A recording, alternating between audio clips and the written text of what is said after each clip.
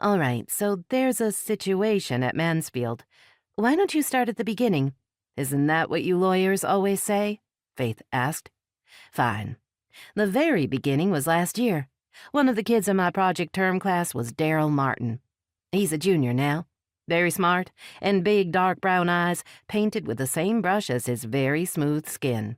He's tall, well-built, and runs track, so he's in great shape. All this is relevant, aside from any purely aesthetic considerations on my part. Daryl's from Roxbury. His father drives a bus, and his mother cleans houses. He's their only child. I haven't met them, but it's an old, sweet story. Everything for Daryl. And when he got a scholarship to Mansfield starting his freshman year, they must have been overjoyed. Unfortunately, what he's also been getting this year are racist emails, truly sick newspaper clippings, and, the day before yesterday, a noose on his pillow. Faith choked on her coffee. A noose? Has the school been in touch with the police? No, because nobody at the school knows. Or somebody does, but he's not talking. Daryl is adamant about solving this himself, although he did call me. I went right over after work, saw the noose too. Somebody was a Boy Scout, a sailor, or learned to tie knots from Grandpa. Why won't he at least tell the headmaster? Daryl could be in real danger.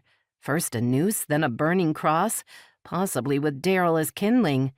I don't mean to sound flippant, Faith added, but I think he should be treating this as a death threat and notify the authorities. Patsy nodded. I agree with you, but that's not the way Daryl sees it. He called me as soon as he found it. We became friends during the project term course and have been in touch since then. He's been to dinner a few times. Will thinks as much of him as I do, and Lord knows it's good for him to see a few more black folks out here, and for us, too. Needless to say, there aren't a whole lot of students of color at Mansfield.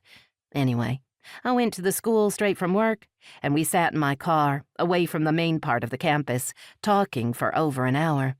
He didn't want anyone to see us together, didn't want anyone to get his guard up, he said. She could still feel the warm air inside the car. Daryl had suggested they walk down by the pond, but Patsy told him it was freezing out, and dark. Two very good reasons to stay inside the car with the heat on. He'd taken the news from his backpack and the folder with the newspaper clippings and the emails he'd printed out. She'd looked through them in silence.